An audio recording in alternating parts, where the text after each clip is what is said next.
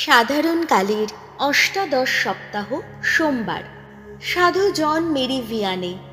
France দেশে আর্স গ্রামের পাল পুরোহিত সকল পাল পুরোহিতদের আদর্শ। জন্ম হয় 1786 সালে। যাজকীয় শিক্ষা গ্রহণ করার সময় লাতিন ভাষা অধ্যয়নের জন্য তাকে খুব কষ্টে পড়তে হয়। সুদীর্ঘ প্রার্থনা ও কঠিন তপস্যার ফলে তিনি অন্তরে পবিত্র আত্মার আলো লাভ করেন। পরে আর্স গ্রামে তিনি অতি দারিদ্র্যে জীবন কাটান। গ্রামের মানুষদের মন পরিবর্তন ঘটান তিনি। পাপ স্বীকারের সময় তিনি পাপীদের অন্তর দেখতে পান, তাদের গোপন পাপের কথাও জানতে পারেন। কখনো তিনি 14 ঘন্টা ধরে পাপ স্বীকার শুনতেন। পরিশ্রম ও কৃচ্ছ সাধনে হয়রান হয়ে তিনি 1859 সালে মারা যান। প্রথম পাঠ গণনা পুস্তক 11 অধ্যায়, পদ সংখ্যা 4 থেকে 15। মান্না নিয়ে অসন্তোষ, মোশির হতাশা। ইসরায়েল জাতির লোকেরা যখন মরুভূমির মধ্য দিয়ে এগিয়ে চলেছে, তখন তারা আবার হতাশ হয়ে বলতে লাগলো, হায় রে, এমন কেউ কি নেই যে আমাদের কিছু মাংস খেতে দেয়? এখন বারবার মনে পড়ছে সেই মাছের কথা, যা আমরা মিশর দেশে বিনামূল্যেই খেতে পেতাম। মনে পড়ছে সেই শসা ও তরমুজ, সেই লিক শাক, সেই পেঁয়াজ আর রসুনের কথা। আর এখন তো আমাদের গলা শুকিয়ে কাঠ হয়ে গেছে। কিছুই নেই চোখের সামনে, এখন কিছুই নেই, শুধু ওই মান্না ছাড়া। মান্না ছিল অনেকটা ধনে বীজেরই মতো দেখতে। তার রংটা ছিল গুলগুলেরই মতো। লোকেরা ঘুরে ঘুরে তা কুড়িয়ে আনত। তারপর তারা হয় জাঁতায় তা পিষে নিত, না হয় হামান দিস্তে দিয়ে তা গুঁড়িয়ে নিত। শেষে হাঁড়িতে চাপিয়ে তা সেদ্ধ করে নেওয়া হতো, আর তা দিয়ে পিঠে তৈরি করা হতো। ওই মান্নার স্বাদ ছিল যেন তেল মেশানো ময়দা দিয়ে তৈরি পিঠেরই মতো। রাতের বেলায় যখন তাঁবু স্থানটির ওপর শিশির পড়ত, তখন তার সঙ্গেই ঝরে পড়ত ওই মান্না। মশি শুনতে পেলেন লোকেরা হা হুতাশ করছে। প্রত্যেক পরিবারের লোকেরাই তাদের নিজেদের তাঁবুর দরজায় হায় হায় করছে। সেই সময় ভগবান নিদারুণ ক্রোধে জ্বলে উঠলেন। তা দেখে মশি খুবই দুঃখ পেলেন। ভগবানকে তিনি বললেন, তোমার সেবকের ওপর কেন অমন অনর্থ ডেকে এনেছো তুমি? আমি এমন কি করলাম যার ফলে আমায় অনুগ্রহ বঞ্চিত করলে তুমি? আমার উপর চাপিয়ে দিলে ওই গোটা জাতির দায়িত্বভার। ওইসব লোককে আমি কি পেটে ধরেছিলাম নাকি? আমি কি ওদের জন্ম দিয়েছিলাম নাকি? অথচ আমাকেই তুমি বলে থাকো, ধাইমা যেমন দুধের শিশুকে বয়ে নিয়ে বেড়ায়, তোমাকেও তেমনি ওদের কোলে করে বয়ে নিয়ে যেতে হবে সেই দেশ পর্যন্ত, যে দেশ আমি ওদের পিতৃপুরুষদের দেব বলে শপথ করেছি। কিন্তু আমি এখন ওইসব লোককে খেতে দেবার মতো মাংস কোথায় পাই বলো? ওরা তো এখন আমার সামনে এসে হা হুতাশ করে বারবার বলছে, কই আমাদের মাংস খেতে দাও। না, ওই গোটা জাতির বোঝা আমি নিজে একা আর বয়ে নিয়ে যেতে পারবো না। এই বোঝা বড্ড বেশি ভারী লাগছে।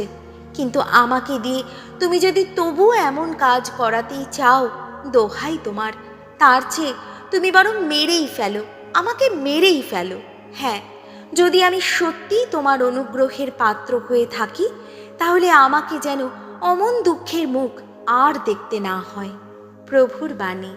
শ্যাম সঙ্গীত ধুয়ো। জয় জয় শক্তিদাতা ঈশ্বরের জয়। কিন্তু হায়, আমার কথা শুনল না আমার আপন জাতির মানুষ। ইসরায়েল মানতেই চাইল না আমায়। তাই তখন আমি তাদের সঁপে দিলাম তাদের আপন জেদি হৃদয়েরই হাতে।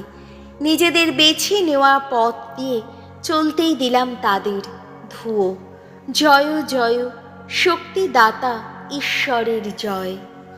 আহা, আমার আপন জাতির মানুষ আমার কথা যদি শুনতো এখন, ইসরায়েল যদি আমার দেখানো পথেই চলতো এখন, তাহলে এখনই আমি তাদের শত্রুর মাথা নুইয়ে দিতাম। প্রতিপক্ষ যারা, নিজের হাতে তাদের শাস্তি দিতাম আমি। ধুয়ো। জয় জয় শক্তিদাতা ঈশ্বরের জয়। আমার বিরোধিতা করে যারা, তারা আমার অনুগ্রহের কাঙাল হতো। তবুও তাদের দুঃসময় চলত চিরকাল। আমি কিন্তু ইসরায়েলের মুখে তুলে দিতাম সব সেরা গমের ফসল। পাহাড়িয়া মধুতে তাকে আমি তৃপ্ত করতাম ধুয়ো। জয় জয়, শক্তিদাতা ঈশ্বরের জয়। বাণী বন্দনা, জয় জয় প্রভুর জয়। মানুষ কেবল রুটি খেয়ে পারে না কো বাঁচতে, প্রভুর উক্তি পাথেয় করে পারে বেঁচে থাকতে।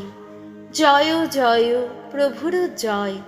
মথি রচিত মঙ্গল সমাচার 14 অধ্যায়, পদ সংখ্যা 13 থেকে 21।